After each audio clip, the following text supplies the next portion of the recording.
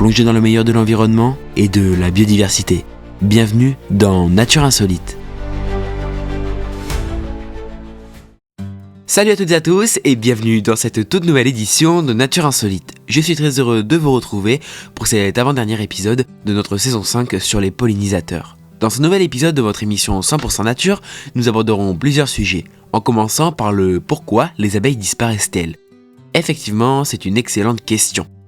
Juste avant de commencer, je vous invite à visiter notre site internet www.nature-insolite.fr si vous souhaitez découvrir toutes nos saisons.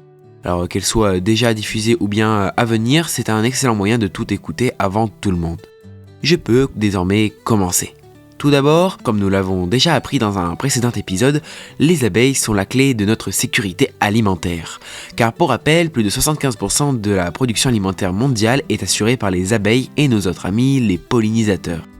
Pourtant, la situation est dramatique, même de plus en plus. Pour le contexte, si vous souhaitez avoir un exemple, les populations d'abeilles domestiques ont chuté de 25% entre 1985 et 2005 en Europe. Peut-être que d'un point de vue extérieur, ça ne paraît pas, mais c'est pourtant énorme comme chiffre. Alors avant de vraiment rentrer dans le vif du sujet, saviez-vous que actuellement la mortalité des pollinisateurs est de 20% en Europe et jusqu'à 53% dans d'autres pays ? Alors c'est vraiment un point désastreux. Dans cet épisode, nous allons aborder les principales causes de la disparition des abeilles et tout simplement comment les sauver. Commençons. Alors les abeilles sont des êtres multiples, des milliers qui s'entretiennent les unes sur les autres. Qu'elles soient atteintes par les développements extrêmes de température, les virus, les bactéries ou bien d'autres agents pathogènes, il y a des raisons, beaucoup de raisons. Alors déjà, vous devez savoir que la raison principale de leur déclin sont les pesticides. Malheureusement, c'est ce que beaucoup de gens sous-estiment, mais c'est pourtant quelque chose de vraiment toxique. Que ce soit vis-à-vis des abeilles ou bien des autres pollinisateurs. Que ce soit vis-à-vis des abeilles ou bien des pollinisateurs d'ailleurs. Alors, cela peut aller jusqu'à ralentir leur développement, des malformations, des pertes d'orientation, où elles ne peuvent plus rentrer à la ruche, etc.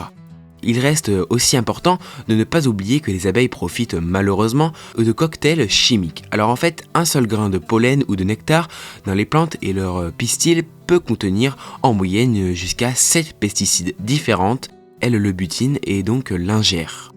Les grands fabricants dans le monde n'y pensent pas assez, mais les résidus souvent indirects se retrouvent pour la plupart dans l'eau, le pollen et même le nectar, ce qui signifie une quasi-mortalité imminente pour beaucoup de pollinisateurs. Alors sans compter que ce sont souvent de faibles expositions régulières en petite quantité à faible dose qui les tuent. Alors il s'agit de quelque chose de vraiment horrible.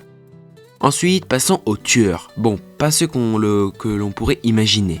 Il s'agit en réalité des insecticides qui nuisent aux abeilles comme l'imidaclopride, le thiaméthoxam ou bien encore le chlorpyrifos, mais encore la deltamétrine.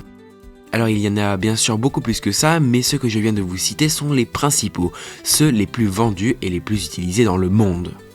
3 d'entre eux, donc l'imidaclopride, le thiaméthoxam et la clothianidine, font partie de la classe des néonicotinoïdes.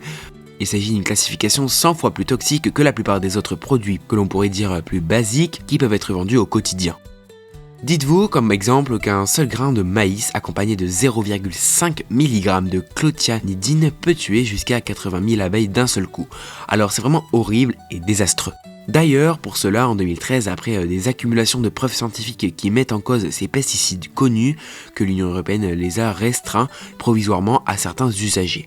Enfin, je passe à la toute dernière partie de cet épisode, mais alors qu'est-ce qui a été mis en place pour lutter contre tout ça, qui dure quand même depuis des années ? Alors déjà en France, depuis 2016, l'Assemblée nationale a adopté une loi pour la reconquête de la biodiversité. C'est ainsi qu'en 2018, après de nombreuses tentations et donc de nombreux échecs, les néonicotinoïdes sont désormais interdits en France. Il s'agit déjà d'un premier pas en avant. Au-delà de leur toxicité, saviez-vous qu'ils sont tellement puissants que le sol les absorbe et que jusqu'à 2 ans plus tard, ou même au même endroit, les prochaines cultures peuvent être touchées d'eux-mêmes. C'est vraiment à bannir. Alors je vous remercie de m'avoir suivi et d'avoir suivi cette avant-dernière édition de notre saison 5 au cœur des pollinisateurs. Vous pouvez bien sûr retrouver toutes nos saisons en ligne sur www.nature-insolite.fr Et en attendant, je vous invite à suivre le tout dernier épisode qui arrivera très bientôt.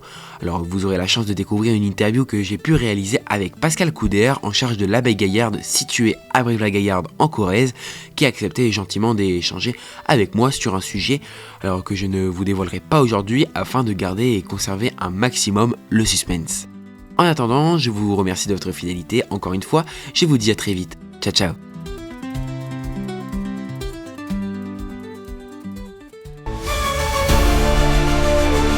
Merci d'avoir suivi Nature Insolite sur Cristal FM.